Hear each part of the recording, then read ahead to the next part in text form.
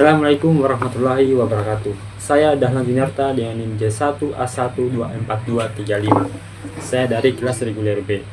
Pada video ini saya akan menjelaskan safety induction yang ada di area konstruksi.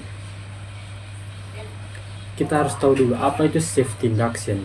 Safety induction adalah pengarahan keselamatan kerja wajib bagi karyawan baru, kontraktor atau tamu untuk memahami potensi bahaya. Prosedur ketiga, penggunaan APD dan prosedur darurat di tempat kerja. Dalam safety induction, ada fasilitas yang sesuai dengan standar ketiga atau keselamatan dan kesehatan kerja. Yang pertama, alat pemadam api ringan atau APAR. APAR merupakan fasilitas penting untuk penanganan awal kebakaran.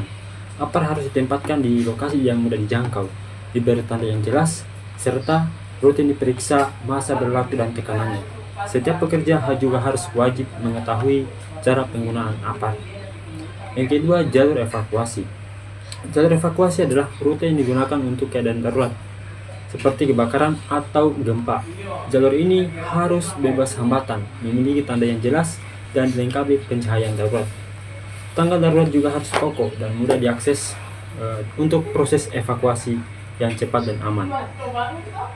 Yang ketiga, titik kumpul atau assembly point. Titik kumpul adalah area aman yang digunakan untuk berkumpul setelah evakuasi. Lokasinya harus jauh dari potensi bahaya dan diberi tanda yang jelas agar semua orang dapat menuju tempat tersebut saat kondisi darurat. Yang keempat, kotak P3K atau pertolongan pertama pada kecelakaan. Kotak P3K berisi perlengkapan medis dasar seperti perban, antiseptik, dan obat-obatan ringan. Fasilitas ini digunakan untuk penanganan awal seperti apabila terjadi cedera ringan di tempat kerja. Harus tersedia di beberapa titik strategis. Yang keempat, alat pelindung diri atau APD.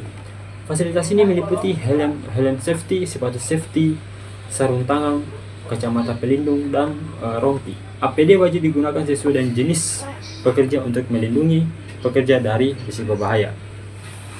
Yang keenam, rambu-rambu K3.